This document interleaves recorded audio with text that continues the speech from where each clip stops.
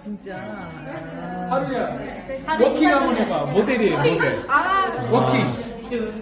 제발. 워킹. 저기서 얘기. 아니 생존밖에 시키는 거. 아니, 자랑하고 싶어가지고 그래. 자랑하고 싶어. 할렐루야. 6월 10일 금요일 짱목한 말씀 수다의 시간입니다. 제가 왜 웃었냐면 5편을 연속 여기서 찍고 있거든요. 근데 쉬지 않고 찍고 있어요. 은혜입니다, 이것도요. 이거 안 하면 제가 사실은 여행을 도저히 할 수 없습니다. 내일부터 또 때 앞에 가서 해야 되는데, 오늘 바깥에 지금 애기 소리가 들릴 텐데, 이곳에서, 이 센터에서 한국의 날이 돼가지고 주변에 이곳에 있는 사람들을 초대하는 거죠. 아마 여기 족속들이 모세의 장인 이드로의 후손이래요. 그래서 누구죠? 두루 주인이랍니다. 우리 아내 여기 옆에 있어요. 두루 주인족 그 친구들이 오는 거예요. 그러니까 이드로 기억하시죠? 모세가 너무 힘들 때에 와서 이제 뭐 10부장, 100부장, 1000부장을 하면서 이걸 나눠야 된다. 그렇게 한 사람이잖아요. 그 이제 족속들이 올 거예요. 좀 이따 만날 겁니다. 그리고 끝나면 가서 섬기는 거 사진 찍어서 나중에 요 금요일날 요 앞부분에다 싹 붙일게요. 전도사님 붙여드릴 거예요. 자, 오늘 말씀은 출애굽기 9장 13절부터 21절의 말씀입니다. 하나님 말씀 보시겠습니다. 여호와께서 모세에게 이르시되 아침에 일찍 일어나 바로 앞에 서서 그에게 이르기를 히브리 사람의 하나님 여호와의 말씀에 내 백성을 보내라. 그들이 나를 섬길 것이니라. 내가 이번에는 모든 재앙을 너와 내 신하와 내 백성에게 내려 온 천하에 나와 같은 자가 없음을 내가 알게 하리라. 내가 손을 펴서 돌림병으로 너와 내 백성을 쳤더라면 내가 세상에서 끊어졌을 것이나 내가 너를 세웠으면 나의 능력을 내게 보이고 내 이름이 온 천하에 전파되게 하려 하였음이니라. 내가 여전히 내 백성 앞에 교만하여 그들을 보내지 아니하느냐. 내일 이맘때면 내가 무거운 우박을 내리리니 애굽 나라가 세워진 그날로부터 지금까지 그와 같은 일이 없었더라. 이제 사람을 보내어 내 가축과 내 들에 있는 것을 다 모으라. 사람이나 짐승이나 무릇 들에 있어서 집에 돌아오지 않는 것들에게는 우박이 그 위에 내리리니 그것들이 죽으리라 하셨다 하라 하시니라. 바로의 신하 중에 여호와의 말씀을 두려워하는 자들은 그 종들과 가축을 집으로 피하여 들였으나 여호와의 말씀을 마음에 두지 아니하는 사람은 그의 종들과 가축을 들에 그대로 두었더라. 자, 이 말씀을 보면 이제 여러 재앙을 고통을 당했던 바로가 하나님에게 무릎을 꿇지 않았다라는 것은 뭐 때문에 그랬을까라고 하는 것인데, 오늘 말씀에서는 충격적인 것을 나오죠. 그는 여전히 스스로가 왕으로서 신으로 자기를 여겼기 때문에 라고 하는 것입니다. 그러니까 하나님은 7번째까지 재앙을 내리면서 그 전까지는 계속 하나님이 애굽뿐이 아니라 온 우주를 천지를 창조하시고 다스리시는 분이시라는 것을 보여주는 겁니다. 그래서 모든 그러한 피계, 이파, 온도, 우, 매, 암장 이 10가지 재앙을 하나님 주관하신다는 것을 보여준 거거든요. 이것이 점점 강해져서 나타나게 되는 거죠. 그러니까 온 천하를 다스리시는 분이 하나님이시다라는 겁니다. 즉 바로도 그 안에 존재하는 거죠. 그러니까 바로가 이집트를 가게 되면, 여러분 저희는 이집트를 안 가요. 위험해서 저희가 못 가는데, 그 바로가 사실은 태양신으로 여기는 거예요. 그들이 태양이라고 하는 것은 굉장히 모든 것에 우뜸이 되는 거죠. 그래서 피라미드나 이런 데 가면 다 태양의 모양이 있어요. 태양이. 그러니까 바로는 자신을 태양신이라고 했다고요. 그러니까 태양신은 굉장히 강력한 절대자의 어떤 모습을 가지고 있는 그런 상황입니다. 그러니까 결국 이 바로가 가장 커다란 문제는 뭐를 해결해야 되냐면, 자기 존재가 하나님 안에 있다는 걸 인정하면 이 문제가 다 끝나는 거예요. 무슨 재앙이든지 간에. 그러니까 모든 문제는 우리 자아에게 있는 걸 보여주는 거죠. 내가 교만하고 나는 신이 아니구나, 나는 피조물이라는 것을 인정하게 되면 모든 게 쉬워지는 겁니다. 그러면 정말 쉬워요. 제가 이제 이번 선교사님들하고 이제 얘기를 하면서 그런 얘기를 했어요. 뭐 저보다 이제 조금 목사님은 좀 다르다. 그래서 뭐 감사하죠. 다르다고. 다른 분들하고 다른 게 있는데, 나는 그렇게 생각해요. 나는 큰 교회나 작은 교회를 구별한 적이 없어요. 그리고 제가 물론 하나님의 은혜로 우리 교회가 성장을 했지만, 그래서 작은 교회 목회자를 무시한 적이 없습니다. 그 이유는 아주 간단해요. 왜냐하면 저나 작은 교회나 큰 교회나 하나님이 하신 거잖아요.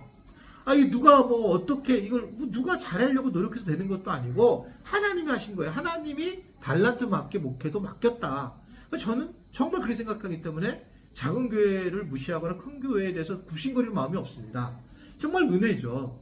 그 얘기를 하는 거죠. 그 얘기를 하는 거예요. 그래서 선교사님들도 그럴 필요 없다. 그런 얘기를 이제 나눈 적이 있어요.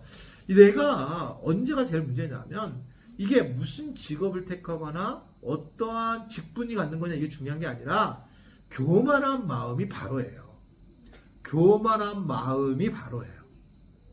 즉 내가 뭔가 교만하고 누군가보다 내가 똑똑하고 내가 바른 생각을 가지고 그래서 이런 막 비판하고 판단하는 것 자체가 교만한 마음이죠. 그래서 예수님은 비판하지 마라. 네 비판이 너를 다시 비판할 거다라고 얘기를 하고 너 헤아림으로 또 헤아림을 받고 너는 들보를 깨닫지 못하고 다른 사람들의 그런 작은 부분들을 네가 그렇게 판단하느냐 라고 그걸 강력하게 얘기하는 시온유는 그런 거거든요. 교만하다는 거예요. 그래서 우리는 이런 부분에서 정말 내가 교만한지를 깨닫는 것이 되게 중요하다. 이게 안 없어져요. 바로가 이렇게 해도 안 없어진다는 얘기를 계속 얘기하는 거죠. 그러니까 하나님의 주권이 이렇게 강력하게 움직이는데도 그래도 바로는 바뀌지 않는 겁니다. 그러니까 막 너무너무나 큰 지금 어려움을 겪게 되고 나중에는 이제 장자까지 죽게 되는 과정에 가서야 바뀌는데 안 바뀌는 거예요. 사람은 그만큼 안 바뀐다는 걸 얘기하는 겁니다. 지금 무슨 얘기일까요? 바로를 바꾸게 하는 거가 지금 중심이에요. 보시면요. 이 바로는 그러면 나랑 멀리 떨어져 있는 왕일 뿐이냐? 그런 게 아니라 그는 사람입니다. 사람, 나 자신이에요. 신이 아니에요. 그 바로가 바뀌면 다 바뀌는 겁니다. 그래서 우리 교회가 바뀌려면 담임 목사인 내가 바뀌어야 되죠.